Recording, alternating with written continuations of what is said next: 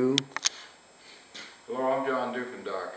This is Camp Water Industries in Delta Junction, Alaska, mid-July 2015.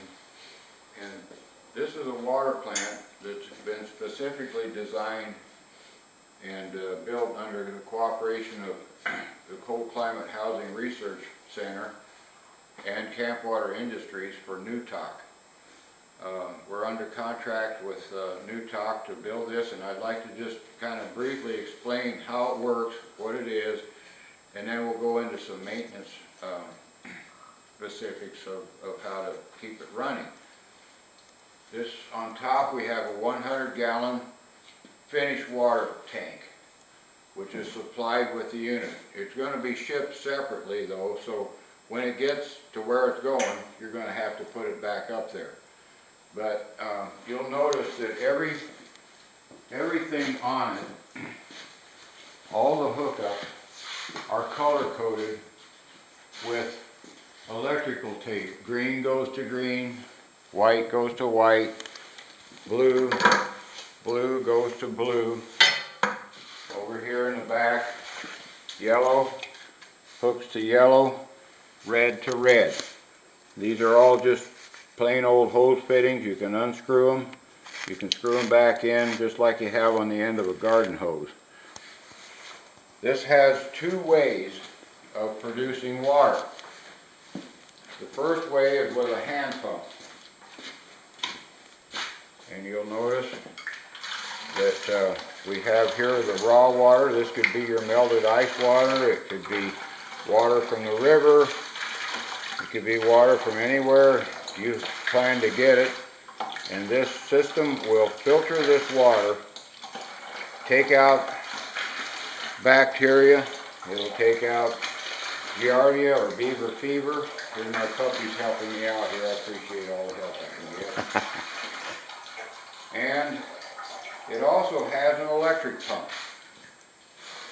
right here, so that if you want to run it with electricity, you can bypass this, and you do that with these valves right here. This valve right here, right now, is shutting off the flow to the electric pump. This valve right here is opening the flow to the filter system. If we change these valves,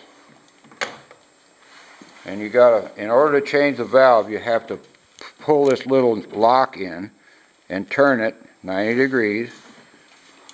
Same here. Push the little lock in and turn the valve 90 degrees. Now, the water comes out of here, goes through the strainer. It just flows through this pump, thank you. Just flows through the pump. It stops here, it can't go that way, and it goes through the electric pump and back in and through the same filters. So we've got this pump plugged in right now. And by the way, this is a ground fault interrupter circuit, so that's why we have this extra plug-in right here. If that ever fails on you, you just have to reset it with this little red button right here. And here's your off and on switch. So we're going to turn this on, and we're going to run it on the electric pump. There you go. So the water's coming out. It's going through the strainer. It's flowing through this hand pump. It's not pumping anything. It's just flowing through it, and it's going on out through the filters. And the only reason I disconnected this was just to show you the flow.